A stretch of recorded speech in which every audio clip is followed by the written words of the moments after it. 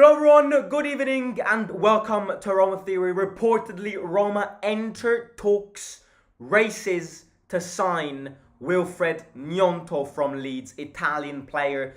When I say race because Lazio are also interested in him and Tottenham also interested in him and various other clubs like Everton.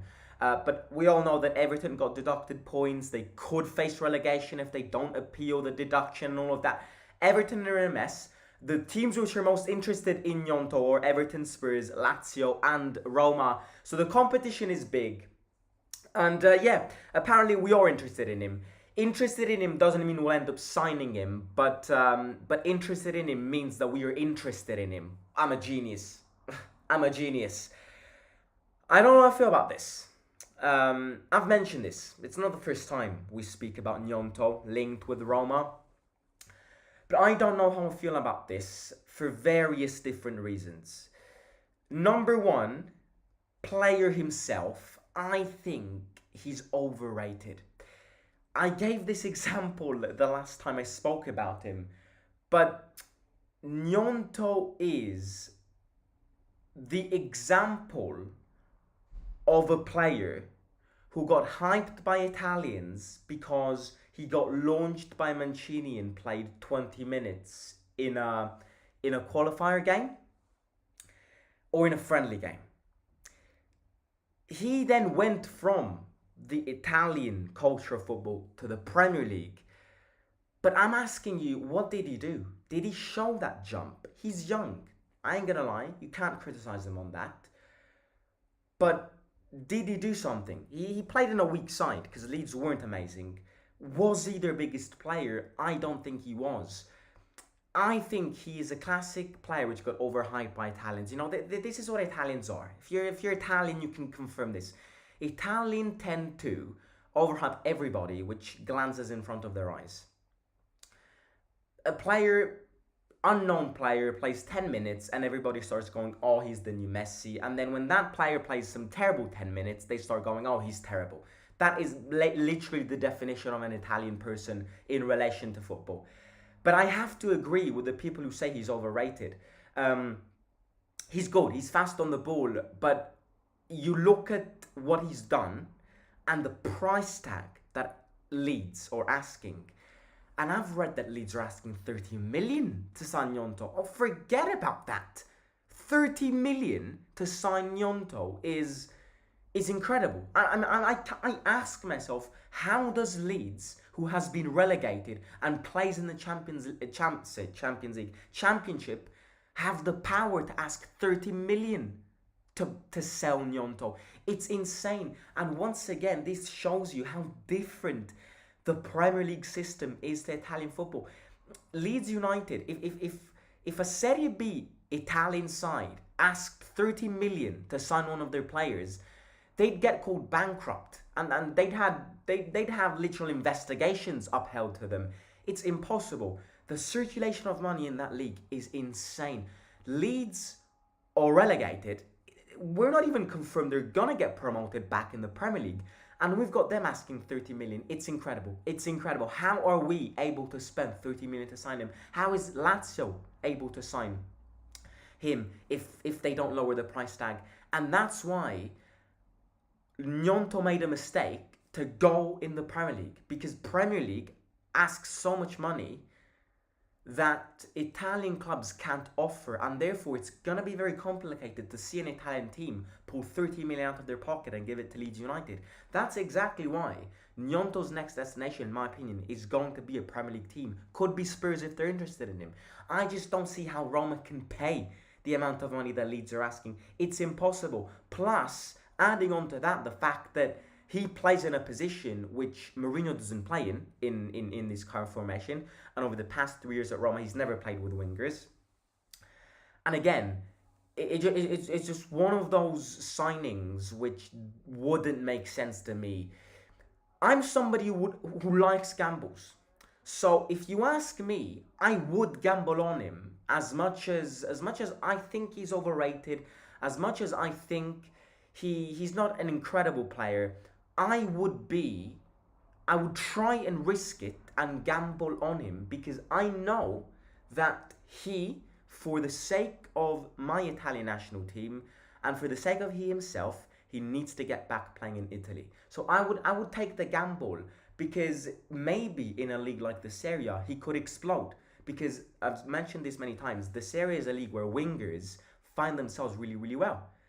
And that's exactly why. Kvara's good, but he's found extremely well in the league. Leao, Orsolini is an example. Icone and Nico Gonzalez, others examples. It's a league where teams tend to have difficulties in playing against wingers. And if we start playing with wingers, players like Gnonto in a league like the Serie A could do well. I would take the gamble, but I would never spend 30 million on him. The maximum I would spend is 15 million. Nothing more than 15 million. Because if we spend more than 50 million, once again, it's an example of us spending money inefficiently, wasting money. That money could be spent something else, on something else. Gnonto's not worth 30 million. I am definitely not able to spend 30 million. So if they don't decrease the price tag, bye-bye. But there's a chance they can, because if they don't get promoted back in the Premier League, maybe they could lower the price tag a bit. But yeah, it's incredible. Which leads me on to wingers. It's a very heated topic. Mourinho doesn't like wingers, but we don't know if Mourinho will be our manager next season. So if our next manager likes playing with wingers, then a player like Gnonto could come handy, and the evolution of a player like Gnonto could come handy. Even if Mourinho is our manager next season, I would like to see us adapt in a formation where wingers are valid or useful. Because I think in the modern game, wingers create the biggest threat. And I'm not saying this because Vinicius is one of the best players, or Mbappe is one of the best players in the world right now. Or, you look at Leao, Kvaratskhelia. I'm not saying that. But modern day football, wingers have a very big role. And another reason why you see this is because an example of this is El Shaarawy. El Shaarawy doesn't play as a winger with Mourinho. He either plays as a striker or he either plays as a fullback, which are two positions which El Shaarawy can't play in, which is why he's restricted on the goals he scores. Spalletti, against Macedonia, subbed El Shaarawy on as a winger, attacking winger, the last 10 minutes. El Shaarawy scored a goal. International football level isn't as good as club football. Macedonia isn't as good as a potential Napoli, which we would face in the Serie A. But that's a clear example that El Shaarawy needs to be played as an attacking winger. And that's another example which shows that if we start playing with wingers, maybe we can create more threat in big games, for example.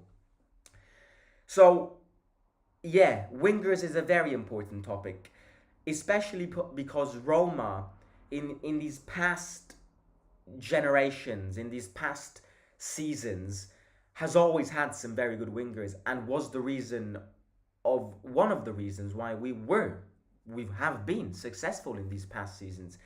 Again, managers of different ideologies, so I'm not saying that whatever we had a few years ago might apply to Mourinho's ideology, but Gervinho was a player like Gnonto, but in the league, unknown player, came to Roma, played as an attacking winger. Unpopular opinion, Gervinho Prime was better than both Leao and Kvaratskhelia Prime. And that's the threat that these wingers give you. El Shaarawy himself, under Di Francesco, played as a winger, incredible player, reached his peak at Roma. Mo Salah we all know him. Perotti. This team knows how to play with wingers. Again, players are different, things changes. But this league is a league where wingers get benefits. Trust me when I say that. So I would gamble on Gnonto if the price tag decreases. I would. Being aware that he might be overrated and that he might not be technically gifted, I would gamble on him. But again, the competition is high. Our cousins are interested in him. I don't see how Lazio would pay 30 million. And I just don't see Gnonto in Lazio, in a Lazio team. I just wouldn't. Sarri plays with the same players every single time. They obviously need squad depth, but I don't see Gnonto playing in a Lazio kit. I see him keeping on playing in the Premier League. I can see him play at Spurs. I can see him playing Everton in these teams. Um, I think he needs to leave Leeds. I know that he's not massively happy there. So that could definitely boost the transfer. Um, but yeah, with that being said, it's definitely not a priority for January, unless we want to change formation in January, which I highly doubt because Mourinho doesn't like changing stuff mid-season. In January, we have other priorities. This could be an idea for the summer. Again, I think there are better players to sign and take advantage on rather than Gnonto. I would buy Gnonto as a backup winger to somebody more experienced, or a gamble player if our scouting department improves. As a backup, Gnonto would be great, but that's only if we start playing with wingers. If we don't start playing with wingers, buying Gnonto is useless because you'll end up like El Shaarawy. He either plays as a striker, which he can't because of his physique, he's that tiny, and or he either plays as a fullback. So Gnonto would only be a signing confirming that we would play with wingers. Um, so that's something which I'll say. January, he's not a priority. In January, the priority is defenders. I've read that we're interested in Pablo Mari from Monza. Please no, please no. I mean, okay, yes, he can come handy in these last months of the season, but again, Deadwood, a player who's a who was a scrap for Udinese, who was a scrap for Arsenal, who got stabbed in his chest a few months ago, which has nothing to do with the way he plays. We need to start looking at better players, which is why I want to see changes in their scouting department. Pablo Mari, yes, might be an emergency signing to back up Smalling, and then you sell him at the end of the season. But who would buy Pablo Mari from you at the end of the season? We need to start thinking about the long term and stop spending money on these useless players. As a defender, I want somebody like Chalobah. I want somebody like Malang Sarr, worst case scenarios, but I want somebody who's young, who's ready to come in and not suffer from injuries, knowing that he could have a big place in the long term of this team. There is no need for us to start buying players like Pablo. If we have to spend money on Pablo Mari, then I would say just don't, and promote the young star from the academy team, or rely on Kumbulla, because it's wasted money.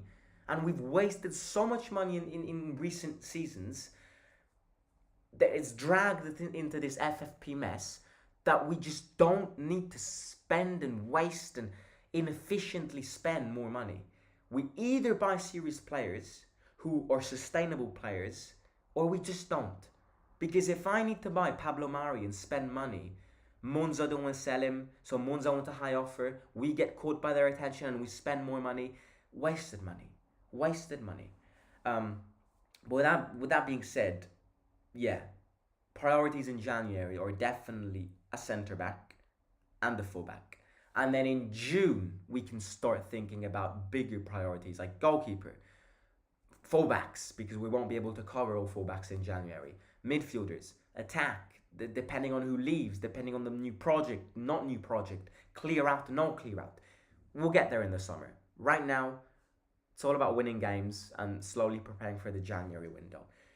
We have fixed priorities. We need to cover these fixed priorities, and these fixed priorities is definitely not Wilfred Gnonto in January. We could only consider him if we like him in the summer, if we play with wingers in the summer, if Leeds United don't get promoted, so the offer could decrease. Otherwise, 30 million, you can have him. You can keep him, I should say.